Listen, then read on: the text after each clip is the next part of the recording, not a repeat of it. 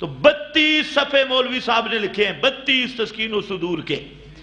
کہتا ہے ہر مردے کی روح جسم کے اندر آ جاتی ہے دفن کے بعد. سارے جیندے نے دفن کے اندر جسم کے اندر آ جاتی ہے. 32 صفحے جب آگے نکلا کہتا ہے جسم اور کفن کے درمیان آتی ہے. اشتباہ ہے یا نہیں؟ اب خود اشتباہ، یہ وہ دخن ہے، وہ دھواں ہے، خود رلا ملا ہے. کہتے ہیں جسم اور کفن کے درمیان میں آتی ہے. آگے چلا کہتا ہے کہ روح آتی تو ہے لیکن روح آتی ہے نصف عالم ناف سے اوپر داخل ہوتی ہے، ناف سے نیچے نہیں ہوتی. اگلے صفحے پہ گیا کہتا ہے ناف کے اوپر نہیں، روح آتی ہے دل تک، صرف دل میں آتی ہے. آگے چلا کہتے ہیں روح آتی ہے دماغ کے ایک ذرے میں، دل میں بھی نہیں، دماغ میں آتی ہے. آگے چلا کہتے ہیں کنیکشن ہوتا ہے، آتی نہیں، کنیکشن ہوتا ہے. یہ اشتباہ کیوں پڑا؟ کس نے قرآن کو چھوڑا ہے. قرآن سے پوچھتا، قرآن کہہ دیتا فَيُمْسِكُ الَّتِي قَضَىٰ عَلَيْهَا الْمَوْتِ، جو انقطاع ہوا یہ انقطاع رہے گا قیامت تک. فَيُمْسِكُ الَّتِي لَا يَرُدُّهَا إِلَى الْبَدَنِ، نہ جسم کے اندر، نہ دماغ میں، نہ دل میں، نہ وہ کنیکشن جو ٹوٹ گیا تھا یہ نہیں ہوگا. یہ ارسال زندہ واسطے ہے اور مردہ کے لیے ہوگا فَيُمْسِكُ الَّتِي قَضَىٰ عَلَيْهَا الْمَوْتِ. یہ بیچارہ اشتباہ بھی ہے. اب اسی طرح مردے سنتے ہیں. ایک مولوی صاحب اور ہماری گفتگو ہوئی، میں نے اسے پوچھا کہ مولا جی بتاؤ مردے کیا سنتے ہیں؟ صرف انسانوں کی آواز سنتے ہیں یا اس کے علاوہ بھی آوازیں سنتی؟ تو کہتا ہے اس بات کو چھوڑو. میں نے کہا چھوڑو کیوں؟ کہتے ہیں اس کا آپ کا کیا مطلب ہے؟ میں نے کہا میرا مطلب یہ ہے کہ یہ جو قبرستان ہوتے ہیں روڈ کے ساتھ، اگر ٹریفک کا آواز سنتے ہیں تو مردے بیچارے بڑے مشکل میں ہوں گے. ہر وقت ٹرک کی آواز، ٹریفک چل رہی ہے اور بابا روڈ میں پڑا ہے اور ہر وقت گھکار میں ہے، آواز میں ہے، تو یہ تو متعین ہونا چاہیے صرف انسانوں کی آواز سنتے ہیں یا اور بھی آوازیں سنتے ہیں؟ تو کہتے ہیں صرف انسانوں کی سنتے ہیں. تو میں نے کہا موٹر سائیکل کی، ٹرک کی، گاڑی کی یہ آوازیں نہیں سنتے؟ کہتے ہیں ہم اس کے بارے میں کچھ نہیں کہتے. کیا کچھ نہیں کہتے؟ ہم کراچی میں گئے، وہاں مولانا محمد یوسف بن نوری ہے، ان کی قبر ہے، تو وہاں پر ہم گئے مدرسے میں. تو اب جو جامعہ بن نوریہ کے شیخ الحدیث ہیں وہ کہتے ہیں مردے سنتے ہیں. اور بن نوری صاحب کی قبر کے ساتھ جو موٹر لگی تھی اس کا اتنا آواز تھا کہ ہم وہاں کھڑے نہیں ہو سکتے تھے. تو میرے ساتھ تھے ایک مولوی صاحب، میں نے کہا ان کا ادھر عقیدہ ہے کہ یہ سنتے ہیں اور ساتھ ان کے کانوں کے موٹر وہ لگائی کہ ان کے لیے اتنا عذاب بھی کافی ہے. اگر یہ موٹر کے 24 گھنٹے یہ آواز سنتے رہیں، پورا ہوائی جہاز بنا ہوا ہے اور ان کے لیے اتنی تکلیف کافی ہے. اندر ان کا بھی دل مانتا ہے سنتے سنتے نہیں تو موٹر وہاں لگاتے، اتنے آواز والی اور اتنی گاج والی. تو پھر مولوی صاحب کہتے ہیں اس بات کو چھوڑے. میں نے کہا یار یہ بتا کہ مردے ہر آواز سنتے ہیں یا بعض آوازیں سنتے ہیں؟ بڑی مشکل سے کہا جی انسان کی آوازیں سنتے ہیں. میں نے کہا خیال کرنا دلیل میں کہیں جوتوں کی آواز نہ آ جائے. دلیل دیتے ہوئے جوتوں کی آواز ہیں، تو اگر جوتے کی سنتے ہیں تو موٹر سائیکل کی کیوں نہیں سنتے؟ ٹرک کی کیوں نہیں سنتے؟ موٹر کی کیوں نہیں سنتے؟ اب بیچارہ پھنس گیا. تو میں نے کہا یہ بتائیں کہ مردے یہ جو سنتے ہیں ان کے سننے کو کوئی ٹائم ٹیبل بھی ہے یا جب بھی جائیں سنتے ہیں یا کوئی ٹائم ٹیبل ہے؟ مثلا صبح 9 بجے سے 3 بجے تک سنیں اور اس کے بعد چھٹی ہو. کہتے ہیں اس بات کو آپ کیوں پوچھتے ہیں؟ میں نے کہا اس لیے پوچھتا ہوں میں ٹائم ٹیبل معلوم ہو، ہم اس وقت جائیں نا جب سنتے ہیں. وہ دفتر چھٹی کر کے سننے والے چلے گئے اور ہم جا کے گئے بابا، تو بابا وہاں سنے ہی نہیں، وہ وقت ہی گزر گیا ہو، تو اس کا کوئی ٹائم ٹیبل بھی ہے یا ہر وقت سنتے؟ تو اب مولوی صاحب گیا فنس، میں نے کہا ٹائم ٹیبل ہے تو بتاؤ، فلاں دن سنتے ہیں، فلاں اوقات ہے سننے کے، نہیں بتاؤ یا ہر وقت سنتے ہیں؟ اب کہتا ہے ٹائم ٹیبل تو نہیں، تو میں نے کہا پھر؟ کہتے ہیں ہر وقت سنتے ہیں۔ میں نے کہا ظالمہ تو زندہ ہے، تو ہر وقت سنتا ہے جب خراٹے مار رہا ہوتا ہے؟ تو زندہ بیٹھا ہوا ہر وقت نہیں سنتا، اور مردے ہر وقت سنتے ہیں۔ وہاں پر کوئی ٹائم ٹیبل ہی نہیں ہے اور کوئی مشغولیت ہی نہیں، اسی کے انتظار میں۔ تو یہ اشتباہ بیچارے کو پڑ گیا، اور اشتباہ در اشتباہ یہ ہے وہ دخن جو ہدی محمد کو چھوڑا قیامت تک ہدایت کی پٹڑی پہ نہیں آئے گا اور چلتا رہے گا۔ کوئی کہے گا مردے سنتے، ابھی تک نہ فاصلہ معلوم ہوگا کہاں۔ میں نے اس سے پوچھا، میں نے کہا یہ بتائیں، کہتا ہے کہ قبرستان جاؤ نا۔ میں نے کہا کتنی قبروں والے سنتے؟ جب ہم سلام کرتے ہیں مثلا 2 3 4 قبروں والے سنے اور آگے نیا سلام کرنا پڑے، کیوں قبرستان تو کئی کلومیٹر پہ ہوتا ہے، تو اب جب ادھر سے سلام کرتے ہیں تو وہ کونے والا بھی سنتا ہے۔ کہتا ہے ان باتوں کو نہ چھیڑو، ان باتوں، بے ایمانہ تو عقیدہ تو بتا نا۔ لوگ کہتے ہیں مردے سنتی، اب یہ بے ایمان کیا کہتے ہیں؟ رسول پاک صلی اللہ علیہ وسلم قبر پہ درود سنتے، قبر پہ جا ہی کوئی نہیں سکتا، وہاں جانا ہی ناممکن ہے۔ ایک پھر ان سے پوچھو، یہ مفتی رفیع صاحب ہے، بڑے شیخ الحدیث ہیں دارالعلوم کے، اس نے خود لکھا، اس نے کہا میں بڑا حیران ہوں کہ یہ مسئلہ مجھے سمجھ نہیں آ رہا، سننے والا مسئلہ۔ اس نے ایک بات یہ لکھی، کہتا ہے کہ زندہ آدمی کو اگر بار بار سلام کیا جائے، مثلا آپ جہاں زندہ بیٹھے ہیں، میں آپ کو 3 4 دفعہ کہتا ہوں السلام علیکم السلام علیکم السلام علیکم، یہ ادب ہوگا یا بے ادبی ہوگی؟ زندہ آدمی کو بار بار سلام کرنا کیا ہوگی؟ بے ادبی۔ مفتی رفیع کہتے ہیں ادھر ہم کہتے ہیں نبی زندہ ہے قبر میں، ادھر بار بار وہاں سلام بھی کرتے ہیں، تو یہ تو بے ادبی بنتی ہے۔ یہ البینات میں چھپا ہے، اس کے رسالے میں آیا۔ پھر کہتے ہیں یہ بھی مجھے نہیں سمجھ آئی، علماء حل کریں۔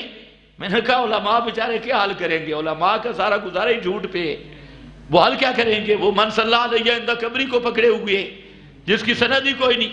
کہتا ہے علماء حل کریں کہ کچھ لوگ مسجد نبوی سے واپس آ جاتی، کچھ روزے سے دور سے واپس آ جاتی، تو کن کا سلام آپ سنتے ہیں اور کن کا نہیں سنتے؟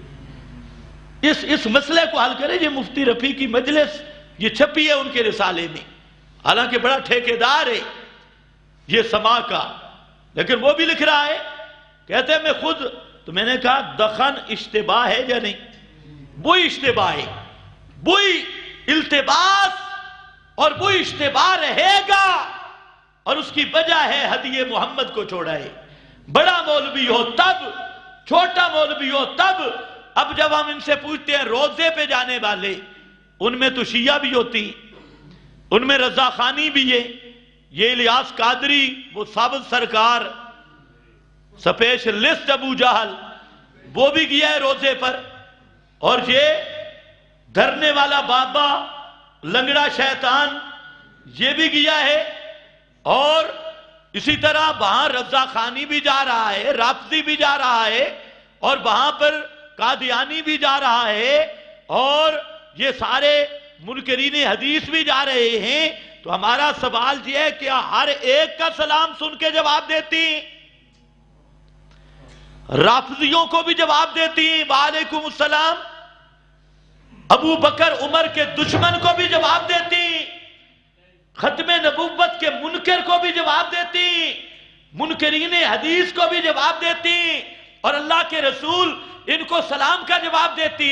اور کچھ تو عقل کرو، کچھ ہوش کرو، جو مرتد ہیں، پرویزی ہوں، اور ابو بکر عمر رضی اللہ تعالی عنہما کو ننگی گالیاں نکالنے والے، اور حضرت سید کائنات ام المومنین پہ حملہ آور ہونے والے کتے وہ بھی روزے پہ جا رہے ہیں، کیا آپ ان کے سلام کا بھی جواب دیتی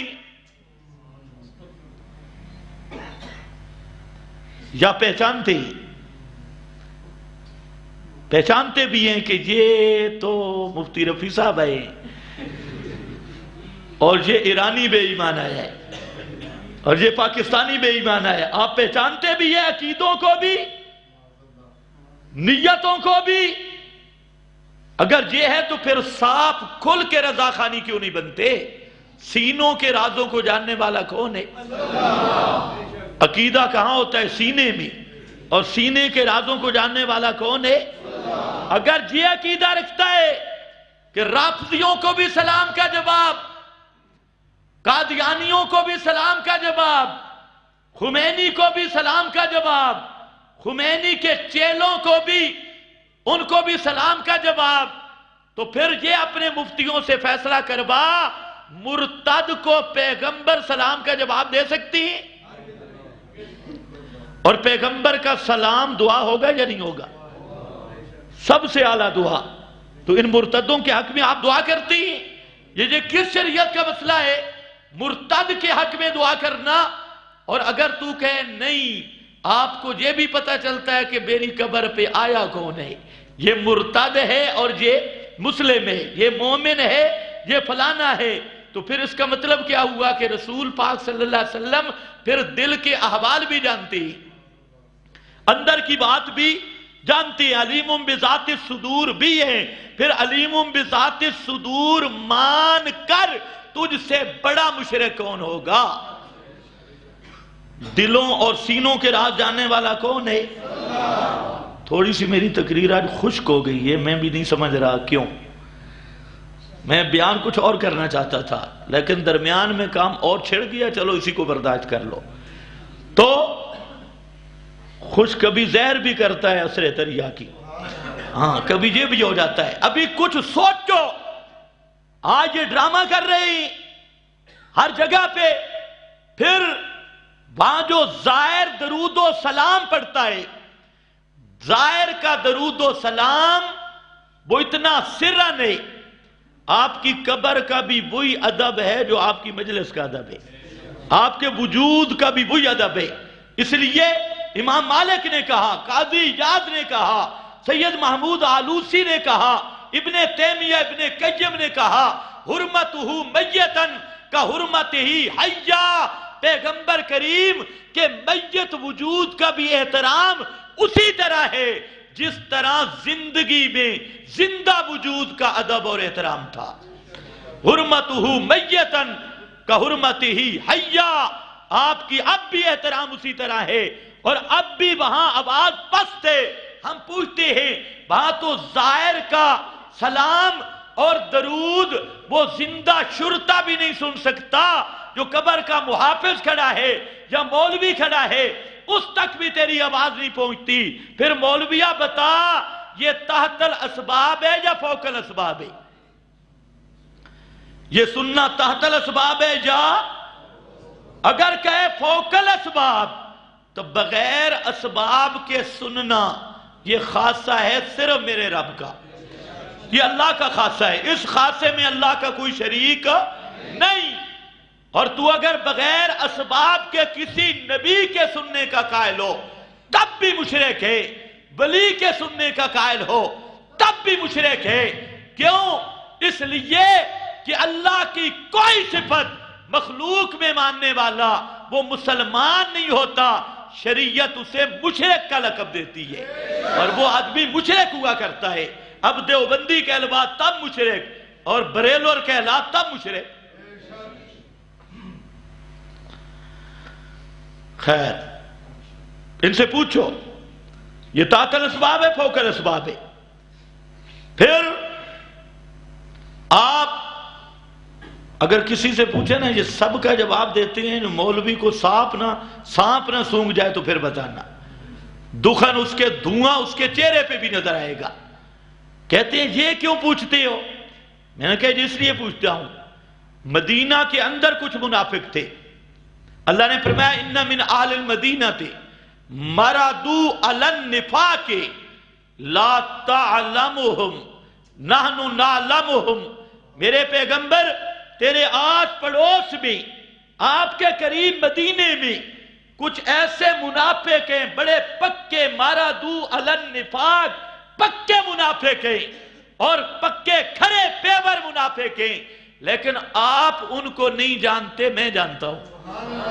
زندہ پیغمبر کو قریب رہنے والے منافقوں کا علم نہیں، اس لیے کہ عقیدہ کہاں محل ہے؟ اندر سینے کی بات ہے، اور دلوں کے رازوں کو جاننا یہ خاصہ ہے علیم بذات الصدور کا۔ ما فوق الاسباب جاننا یہ خاصہ ہے علیم بذات الصدور کا، اللہ کا خاصہ ہے۔ اللہ کے سوا یہ صفت کسی میں بھی مانے مسلمان نہیں ہوگا۔ لیکن آج وہی دھواں ہے، وہی اشتباہ ہے۔ خیر آئی دخن نے، اور دخن کی وجہ کہ نصاب محمدی چھوڑ دیا۔ جب دوسرے نصابوں کی طرف گیا تو فضائل درود اٹھا لیا۔ فلانا آدمی گیا نا، اس نے قبر سے جا کے روٹیاں مانگی، چپاتیاں مانگی، درائم مانگے، کرایہ مانگا، دعوت مانگی۔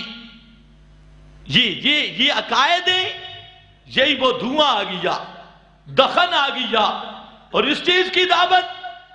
اور اس سے بڑا دھواں یہ ہے، بڑے سے بڑا مفتی اور مولوی جب آپ اس سے یہ مسئلہ پوچھیں تو کیا کہتے ہیں؟ کہتے ہیں فروعی مسئلہ ہے۔ یہ مسئلہ کیا ہے؟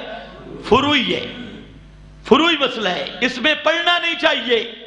اور کچھ ایسے بے ایمان بھی ہیں، کہتے ہیں کہ جو اس طرح قائل ہے نا عادتاً سما وغیرہ کا، ان کے پیچھے بلا کراہت نماز جائز ہے، بلا کراہت۔ یہ اس سے بھی بڑا دھواں ہے اور نرا اشتباہ ہے۔ خیر واپس آ جا، فرمایا وہ دخن ہوگا،